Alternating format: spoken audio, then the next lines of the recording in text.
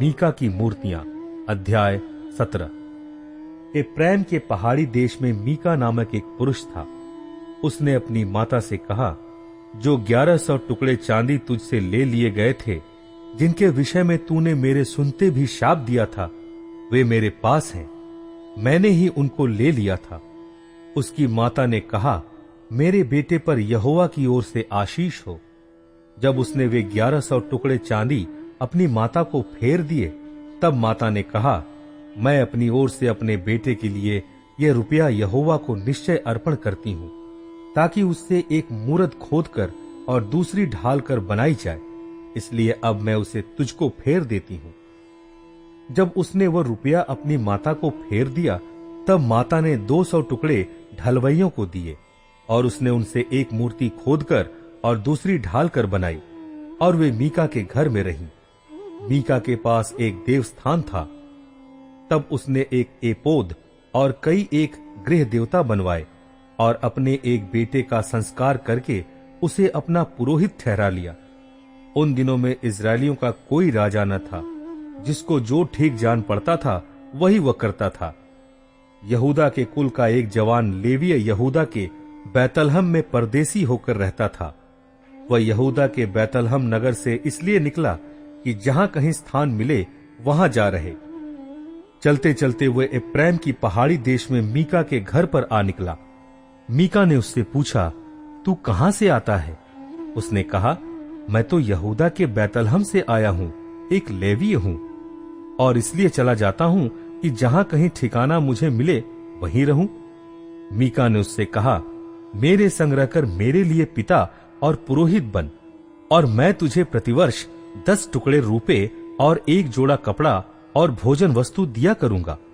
तब वो लेवीय भीतर गया, और वह लेवीय उस पुरुष के संग रहने से प्रसन्न हुआ, और वो जवान उसके साथ बेटा सा बना रहा। तब मीका ने उस लेवीय का संस्कार किया, और वो जवान उसका पुरोहित होकर मीका के घर में रहने लगा। और मीका सोचता था कि अब मैं जानता हूं कि यहोवा मेरा भला करेगा, क्योंकि मैंने एक लेवीय को अपना पुरोहित कर रखा है।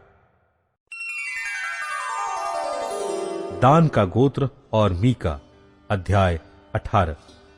उन दिनों में इस्राएलियों का कोई राजा न था, और उन्हीं दिनों में दानियों के गोत्र के लोग रहने के लिए कोई भाग ढूंढ रहे थे, क्योंकि इस्राएली गोत्रों के बीच उनका भाग उस समय तक न मिला था। तब दानियों ने अपने समस्त कुल में से 5 शूरवीरों को सोरा और अश्ताओल से देश का भेद लेने और उसमें छानबीन करने के लिए ये कहकर भेज दिया, जाकर देश में छानबीन करो। इसलिए वे एप्रैम के पहाड़ी देश में मीका के घर तक जाकर वहां टिक गए। जब वे मीका के घर के पास आए, तब उस जवान लेवीय का बोल पहचाना। इसलिए वहां मुड़कर उससे पूछा, तुझे यहां कौन ले आया, और तू यहां क्या करता है, और यहां तेरे पास क्या है? उसने उनसे कहा, मीका ने मुझे ऐसा ऐसा व्यवहार किया है, और मुझे नौकर रखा है, और मैं उसका पुरोहित हो गया हूं। उन्होंने उससे कहा, परमेश्वर से सलाह ले कि हम जान लें कि जो यात्रा हम करते हैं वह सफल होगी या नहीं। पुरोहित ने उनसे कहा, कुशल से चले जाओ, जो यात्रा तुम करते हो उस पर यहोवा की कृपा दृष्टि है। तब वे 5 मनुष्य चल निकले, और लैश को जाकर वहां के लोगों को देखा कि वे सिदोनियों के समान निडर, बेखटके और शांति से रहते हैं, और इस देश का कोई अधिकारी नहीं है जो उन्हें किसी काम में रोके, और ये सिदोनियों से दूर रहते हैं और दूसरे मनुष्यों से कोई व्यवहार नहीं रखते। तब वे सोरा और अश्ताओल को अपने भाइयों के पास गए, और उनके भाइयों ने उनसे पूछा, तुम क्या समाचार लेकर आए हो? उन्होंने कहा, आओ हम उन लोगों पर चढ़ाई करें, क्योंकि हमने उस देश को देखा कि वह बहुत अच्छा है। तुम क्यों चुपचाप रहते हो? वहां चलकर उस देश को अपने वश में कर लेने में आलस न करो। वहां पहुंचकर तुम निडर रहते हुए लोगों को और लंबा चौड़ा देश पाओगे, और परमेश्वर ने उसे तुम्हारे हाथ में दे दिया है। वो ऐसा स्थान है जिसमें पृथ्वी भर के किसी पदार्थ की घटी नहीं है। तब वहां से अर्थात सोरा और अश्ताओल से दानियों के कुल के 600 पुरुषों ने युद्ध के हथियार बांधकर प्रस्थान किया। उन्होंने जाकर यहूदा देश के किर्यत्यारीम नगर में डेरे खड़े किए। इस कारण उस स्थान का नाम महने दान आज तक पड़ा है। वह किर्यत्यारीम के पश्चिम की ओर है। वहां से वे आगे बढ़कर एप्रैम के पहाड़ी देश में मीका के घर के पास आए।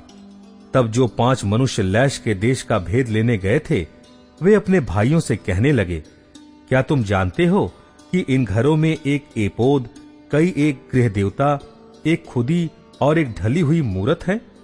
इसलिए अब सोचो कि क्या करना चाहिए।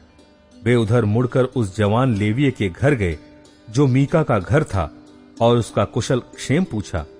और वे 600 दानी पुरुष फाटक में हथियार बांधे हुए खड़े रहे। और जो 5 मनुष्य देश का भेद लेने गए थे, उन्होंने वहां घुसकर उस खुदी हुई मूरत और एपोद और गृह देवताओं और ढली हुई मूरत को ले लिया। और वो पुरोहित फाटक में उन हथियार बांधे हुए 600 पुरुषों के संग खड़ा था। जब वे 5 मनुष्य मीका के घर में घुसकर खुदी हुई मूरत, एपोद, गृह देवता और ढली हुई मूरत को ले आए थे, तब पुरोहित ने उनसे पूछा, ये तुम क्या करते हो? उन्होंने उससे कहा, चुप रह, अपने मुंह को हाथ से बंद कर और हम लोगों के संग चलकर हमारे लिए पिता और पुरोहित बन। तेरे लिए क्या अच्छा है, ये कि एक ही मनुष्य के घराने का पुरोहित हो, या ये कि इस्राएलियों के एक गोत्र और कुल का पुरोहित हो?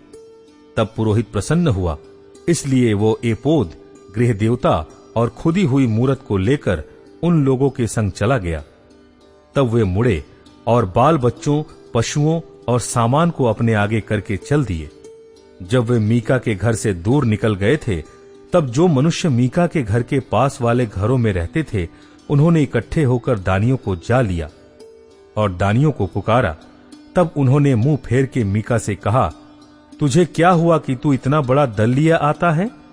उसने कहा, तुम मेरे बनवाए हुए देवताओं और पुरोहित को ले चले हो, फिर मेरे पास क्या रह गया? तो तुम मुझसे क्यों पूछते हो कि तुझे क्या हुआ है? दानियों ने उससे कहा, तेरा बोल हम लोगों में सुनाई न दे, कहीं ऐसा न हो कि क्रोधी जन तुम लोगों पर प्रहार करे और तू अपना और अपने घर के लोगों के भी प्राण को खो दे। तब दानियों ने अपना मार्ग लिया और मीका ये कहकर कि वे मुझसे अधिक बलवंत हैं, फिर के अपने घर लौट गया। तब वे मीका के बनवाए हुए पदार्थों और उसके पुरोहित को साथ ले लैश के पास आए, जिसके लोग शांति से और बिना खटके रहते थे, और उन्होंने उनको तलवार से मार डाला और नगर को आग लगाकर फूंक दिया, और कोई बचाने वाला न था, क्योंकि वो सीदोन से दूर था और वे अपने मनुष्यों से कोई व्यवहार न रखते थे, और वो बत्रहोब की तराई में था।